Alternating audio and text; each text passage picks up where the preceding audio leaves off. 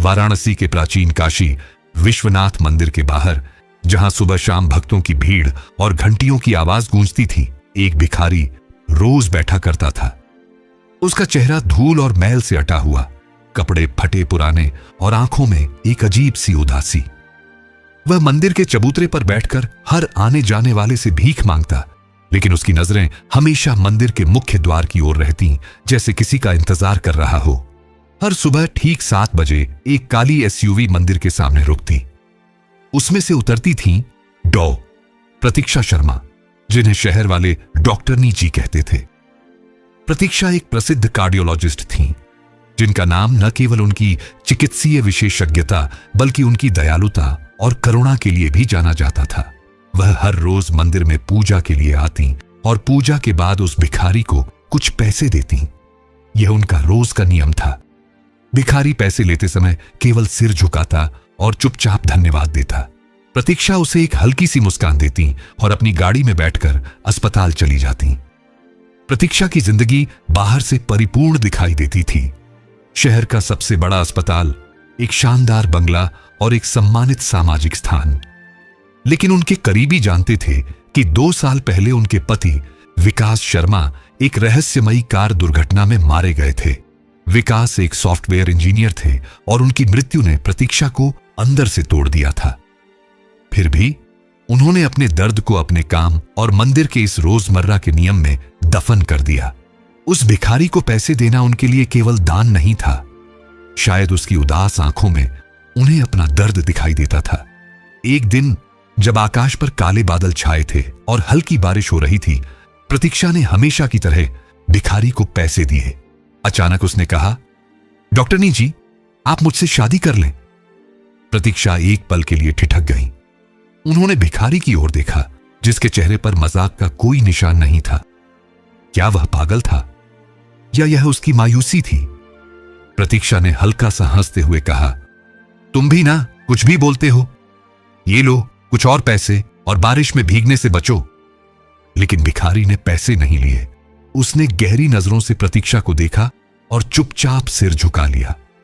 उस दिन प्रतीक्षा अस्पताल तो पहुंच गई, लेकिन उनका मन वहीं अटका रहा। भिखारी की बात ने उन्हें बेचैन कर दिया था।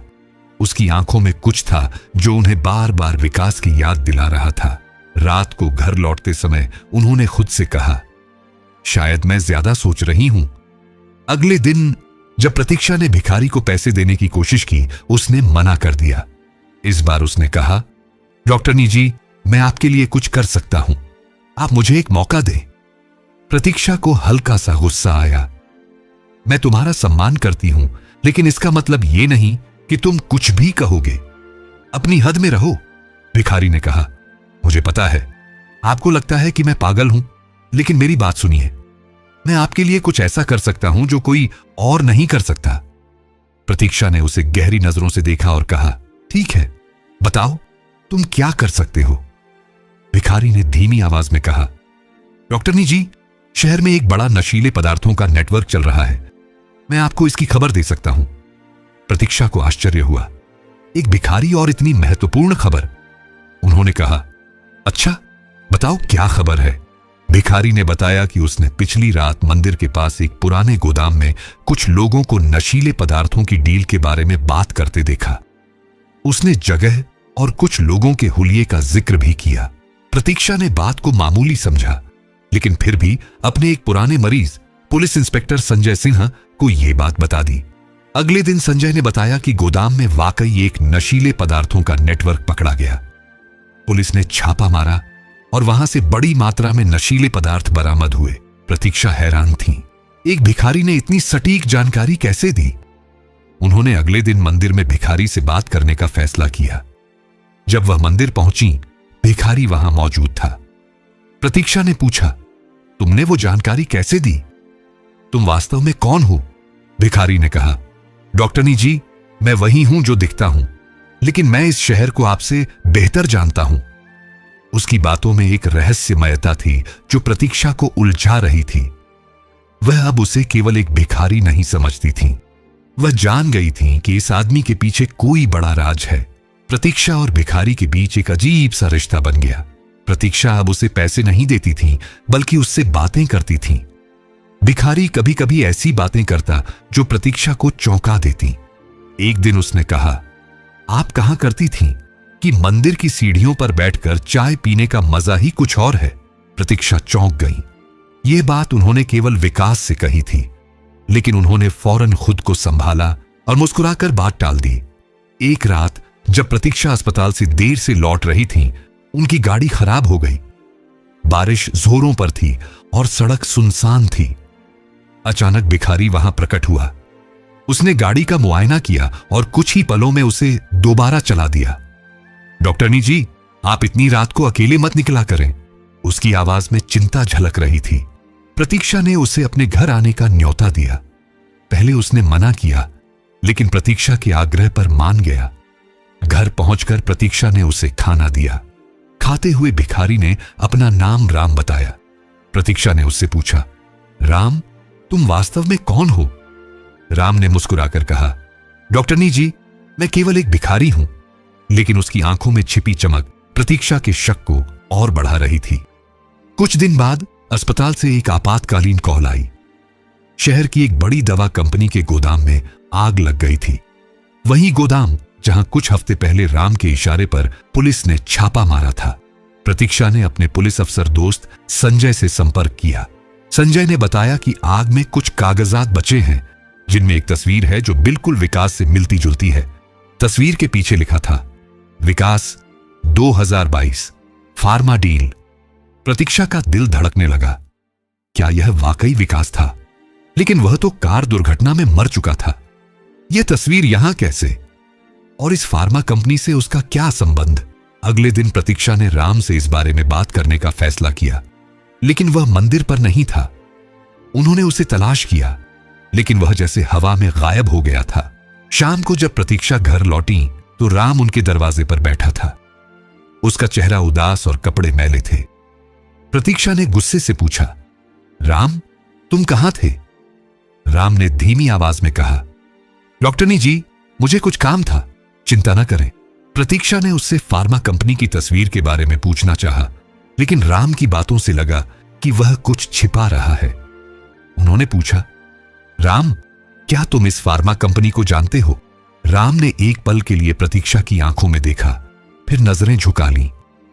डॉक्टरनी जी, इस शहर में कौन किसे नहीं जानता, वे बड़े लोग हैं। उसके अंदाज ने प्रतीक्षा के शक को और गहरा कर दिया। आने वाले दिनों में प्रतीक्षा ने गोदाम की आग की जांच शुरू की। उन्हें पता चला कि आग कोई हादसा नहीं थी, बल्कि जानबूझकर लगाई गई थी। कुछ सबूत एक रहस्यमयी व्यक्ति की ओर इशारा करते थे, जो रात को गोदाम के आसपास देखा गया था। प्रतीक्षा ने संजय से कहा कि राम पर नजर रखे।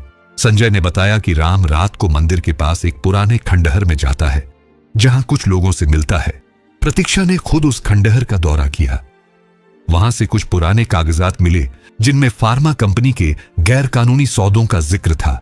सबसे चौंकाने वाली चीज एक पुराना पत्र था, जिसमें विकास का नाम दर्ज था। विकास, तुम्हें सच छिपाना होगा, वे तुम्हें कभी माफ नहीं करेंगे। क्या विकास वाकई जिंदा था, या यह कोई और साजिश थी? प्रतीक्षा ने फैसला किया कि वह फार्मा कंपनी के मालिक संतोष राव से सीधे बात करेंगी, लेकिन उससे पहले उन्हें राम से सच उगलवाना था। एक रात उन्होंने राम को बुलाया और उसे वही तस्वीर दिखाई। सख्त लहजे में पूछा, ये कौन है राम, और तुम वास्तव में कौन हो? राम ने तस्वीर को ध्यान से देखा।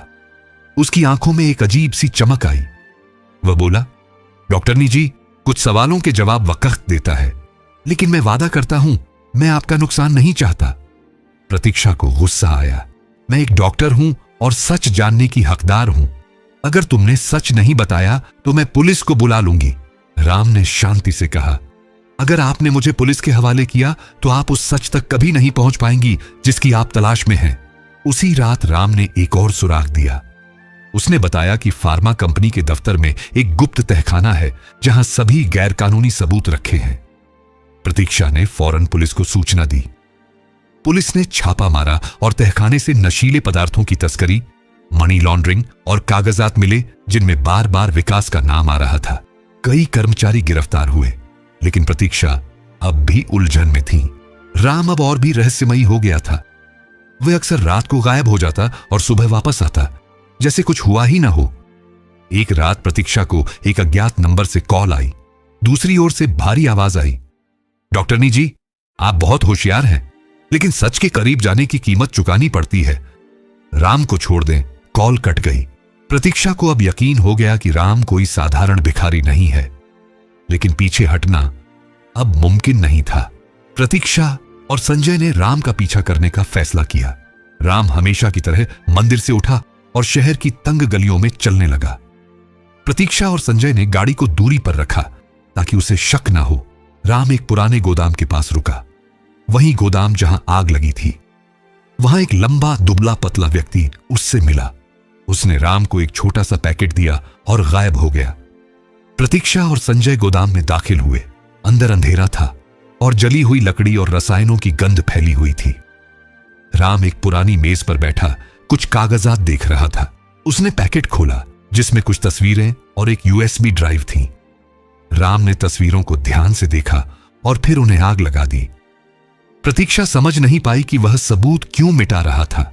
संजय ने कहा, हमें अभी उससे बात नहीं करनी चाहिए। अगले दिन जब राम घर आया, प्रतीक्षा ने नोट किया कि उसने यूएसबी ड्राइव जेब में रखी थी। रात को जब राम सो गया, प्रतीक्षा ने चुपके से यूएसबी निकाली और अपने लैपटॉप में लगाई। उसमें कुछ ऑडियो रिकॉर्डिंग्स, तस्वीरें और एक वीडियो थी। ऑडियो में दो लोग बात कर रहे थे। एक आवाज संतोष राव की थी, जिसे प्रतीक्षा एक चैरिटी इवेंट में मिल चुकी थी। दूसरी आवाज किसी अजनबी की थी, साहब, अगर ये बाहर निकल गया तो हम सब बर्बाद हो जाएंगे। उस सॉफ्टवेयर वाले ने बहुत कुछ देख लिया है, संतोष ने जवाब दिया। वह हमारे रास्ते में नहीं है, लेकिन हमें सावधान रहना होगा। तस्वीरों में संतोष और कुछ लोग नशीले पदार्थों की पैकिंग करते दिखाई दे रहे थे। आखिरी तस्वीर ने प्रतीक्षा को हिलाकर रख दिया। इसके नीचे लिखा था, ऑपरेशन ब्लैकआउट 2022। वीडियो में संतोष एक व्यक्ति से बात कर रहा था जिसका चेहरा नजर नहीं आ रहा था। संतोष कह रहा था, तुमने अच्छा काम किया, लेकिन अगर हमें धोखा दिया तो तुम्हारी पत्नी को भी नहीं छोड़ेंगे। उस व्यक्ति ने जवाब दिया, मैंने जो कहा वही करूंगा, लेकिन प्रतीक्षा को इससे दूर रखो। यह आवाज राम की थी। प्रतीक्षा का दिमाग सुन्न हो गया। राम को उनका नाम कैसे पता था? वह संतोष से क्यों बात कर रहा था? उसने यूएसबी वापस राम की जेब में रख दी और गहरी सोच में डूब गई। अब उसे राम पर भरोसा नहीं रहा था, लेकिन उसकी बातों में कोई सच्चाई जरूर थी। संजय से मिलने के बाद प्रतीक्षा को पता चला कि डीएनए रिपोर्ट आ गई है। संजय ने कहा, ये नतीजे तुम्हारी जिंदगी बदल सकते हैं। प्रतीक्षा ने रिपोर्ट खोली ही थी कि संजय का फोन आया। उसकी आवाज में घबराहट थी। प्रतीक्षा, तुम जहां भी हो फौरन वहां से निकल जाओ। राम को कुछ लोग उठाकर ले गए हैं। मुझे शक है कि यह संतोष के आदमी है। प्रतीक्षा फौरन संजय से मिलने निकली। राम को संतोष के गुंडों ने शहर के किनारे एक पुराने कारखाने में ले जा रखा था। बारिश जोरों पर थी और बिजली की कड़क से माहौल डरावना हो गया था। संजय ने अपनी पुलिस टीम के साथ छापा मारा। कारखाने के अंदर राम एक कुर्सी से बंधा था और संतोष उसके सामने खड़ा था। तूने समझा था कि हमें धोखा दे देगा? बता, तू असल में कौन है? संतोष ने गरज कर पूछा। राम ने मुस्कुराकर जवाब दिया, मैं वही हूं जो तुझे खत्म करने वाला है। उसी वक्त संजय ने ललकारा, हाथ ऊपर करो संतोष। संतोष के गुंडों ने प्रतिरोध की कोशिश की, लेकिन पुलिस की भारी तैनाती देखकर हथियार डाल दिए। प्रतीक्षा दौड़कर राम के पास पहुंची और उसकी रस्सियां खोलने लगी। राम, तुम ठीक हो? उनकी आंखों में आंसू थे। राम ने शांति से कहा, डॉक्टरनी जी, आप हमेशा दूसरों को बचाती हैं। आज आपने मुझे बचा लिया। पुलिस ने संतोष और उसके गुंडों को गिरफ्तार कर लिया। संजय ने बताया कि यूएसबी में मौजूद सबूतों और राम की दी हुई जानकारी से संतोष का नेटवर्क तबाह हो गया। प्रतीक्षा ने राम की ओर देखा, जो कारखाने से बाहर निकलकर मंदिर की सीढ़ियों की ओर देख रहा था। उसकी आंखें नम थीं। विकास, ये तुम हो ना? प्रतीक्षा की आवाज कांप रही थी। राम यानी विकास ने गहरी सांस ली और कहा, डॉक्टरनी जी, मैंने आपको बचाने के लिए सब कुछ छोड़ दिया। प्रतीक्षा की आंखों से आंसू बह निकले। उन्होंने विकास को गले लगा लिया। उस पल सारी उलझने और सारा दर्द जैसे खत्म हो गया। विकास ने बताया कि उसने अपनी मृत्यु का नाटक रचा था ताकि संतोष के गिरोह को अंदर से तबाह कर सके। वह जानता था कि अगर वह सामने आया तो संतोष न केवल उसे बल्कि प्रतीक्षा को भी नुकसान पहुंचा सकता था।